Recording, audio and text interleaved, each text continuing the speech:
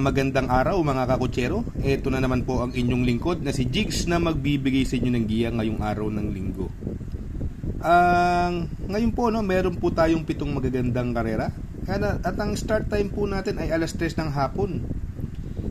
Napansin ko lang malalaki ang premyo ngayon bawat race mukhang magandang sponsor sa kanila.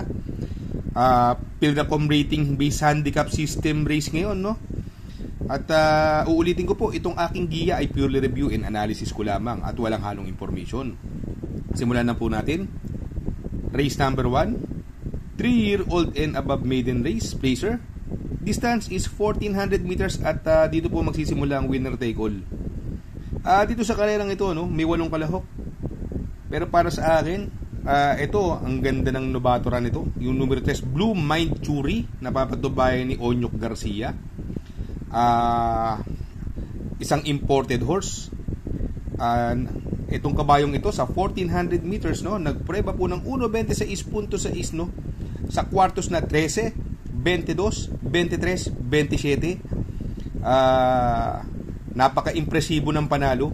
Kaya dito sa race number 1, sosolohin ko na po yan. Numero 3, Blue Mind Churi. Sa race number 2, dito naman po magsisimula ang pick 6. Pilracom rating based handicap system race, class 5, 17 to 41 split. Distance is another 1400 meters at dito po magsisimula ang pick 6. May 6 na kalahok sa karerang ito. Ako, ang napupusuan ko po dito, yung numero 5 leader of the band. Ito, ang laki ng binaba ng grupo nito. Bagong baba ng grupo, sakay ni Isaac Aguila. May preba po yan sa 1400 meters ng 1.30 medya At sa tingin ko, sa sobrang baba niya sa laban, mukhang nakakalamang ito. Ang magbibigay ng magandang laban sa kanya, yung numero 1 double strike na sakay ni Christian Advincula. Ito, gamay niya po ito, double strike.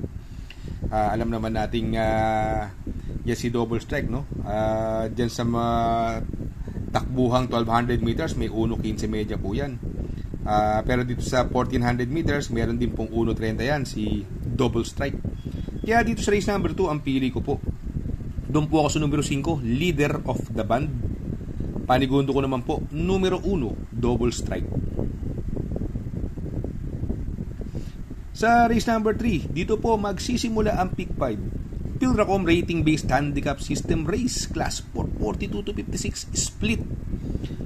Muli, 1,400 meters ang distansya at dito may 8 kalahok. Dito ang possible scenario, nakikita ko may mga mabibilis. Andyan si Gemma Bell, Bocaue River Town, Calendar Girl, puro matutulin po yan. Si Veterano, pwedeng iuna, pwedeng sumunod. Nung karera, si Veterano, tingin ko nagbayad atraso lang, Papatnubayan pa rin ni Jan Alvin Guse. Si Veterano po rito, may best time po na 1.26 yan sa 1400 meters at sa tingin ko pwedeng makalaban niya rito yung numero 6 na si Babe in Hoblot, bugbuging kabayo, sakay ni King Flores, kabayo ni Sir Maceda. Kung magkakaroon ng lutsahan, yun ang pwedeng lumimate. Dito pa, yun nga, possible scenario, pwedeng maglutsahan si Gemma Bell, Calendar Girl, Bocaue River Town, at mapabor sa mga marunong sumunod at diremate tulad ni Veterano at Babe in Hoblot. Kaya dito sa race number 3, ang pili ko po, dun po ako sa numero 5, Veterano. Panigundo ko naman po, numero 6, Babe in Hoblot. Sa race number 4, dito po magsisimula ang pick 4. Pilracom rating based handicap system race, class 5, 17 to 41 split. Another 1400 meter distance. Ang gaganda ng premyo, first prize 210,000. Lahat ng karera puro ganito kaya yung mga diyadista diyan, pwede kayong mamili ng mga dihadong kursonada nyo. Dito sa race number 4, ang tingin ko ang mga mabibilis si Ivan at si Super Spunky. Pero tingin ko kayang-kaya ni Super Spunky ang area nito, sakay ni Ed Jordan Guerra, although 56.5, nasa unahan naman siya. Sa tingin ko, ito magandang dihado dyan, Super Spunky, tandaan nyo po yan, sakay ni Ed Jordan Guerra. Ang possible scenario po dito tingin ko kumawal Super Spunky, Ang Malia Llamado, ito, always in the money. Numero 5, Sapin-Sapin, na papatubayan ni King Flores. Ang worry ko lang kay Sapin-Sapin, napakabigat po, 57. Kaya sa tingin ko, kahit Llamado siya rito, may talo siya rito dahil napakabigat po ng timbang. Kaya alam naman natin pag deremate, pabigat ng pabigat yung timbang, habol ka ng habol. Para kami dalang isang sakong bigas, no? Tapos tumatakbo ka. Natural, magfe-fade yung katawan mo, no? Ito naman si Wildcat, ito bagong baba po sakay ni Marlon Laloma, no? Itong si Wildcat sa 1400 meron din pong 1.27 yan, may panalo din po yan. Kaya itong race number 4, tatlo po ang pipiliin ko po diyan. Ang napupusuan ko po diyan, dun po ako sa numero 5 Sapin-Sapin. Panigundo ko naman po numero 3 Wildcat. At isasama ko pong pandeado, wag po kayo mawawalan nito. Numero 7, Super Spunky. Sa race number 5, no?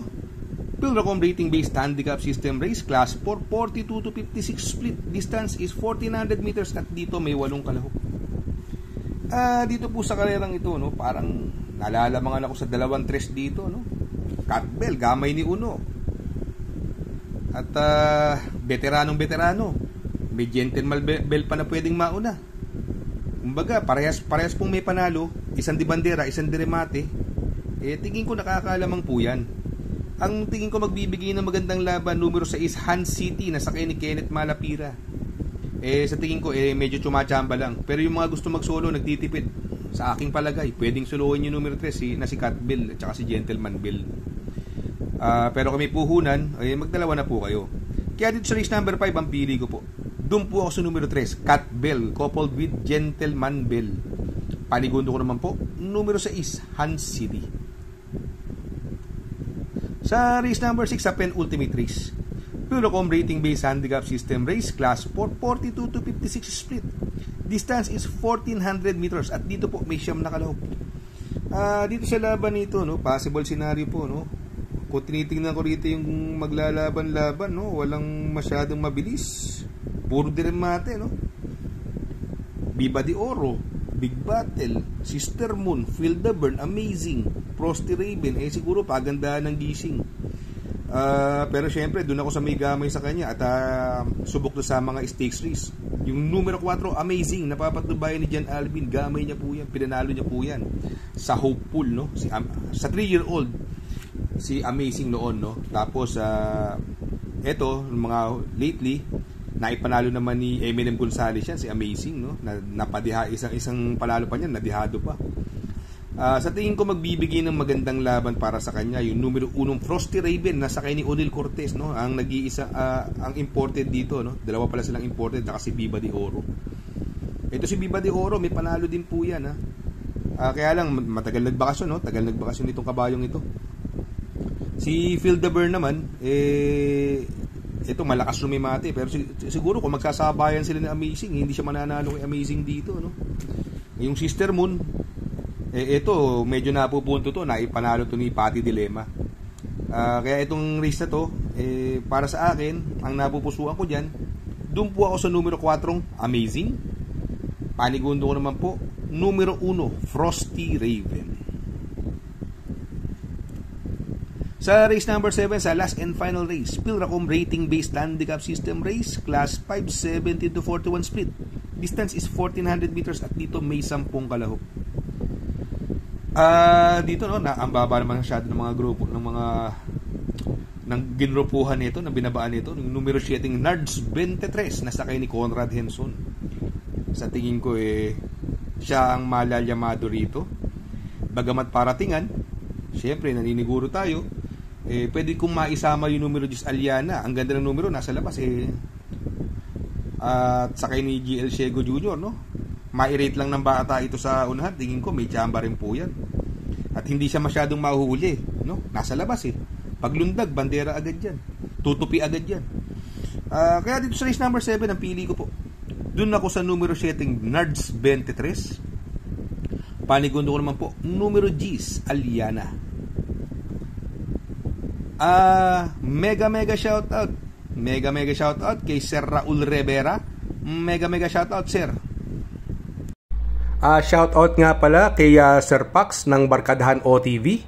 Located po siya sa 1139 New Antipolo Street, Corner Vargas.